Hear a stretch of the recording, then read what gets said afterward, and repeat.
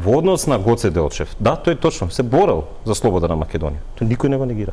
Тој и во Бугарија ќе викаше да, се бореше за слобода на Македонија. Тука после ќе настанат различни дугања. Каква Македонија, оваква Македонија, таква Македонија. И си имаме секој своји различни перцепции и толкувања на тоа. Нациите не настануваат во изолиран свет на некоја друга планета, па после да ги телепортираат тука на еден географски простор. Тие настануваат преку мешање со други национални идеи, одредени политички контексти, општествени контексти, под разни влијанија. Македонската нација не можеме да создавањето и развојот на македонската нација не може да го разбереме без влијанието на бугарската национална идеологија, на грчката, на српската, па и на албанската. Значи не можете да го разберете. Истото важи за сите други нации во регионот.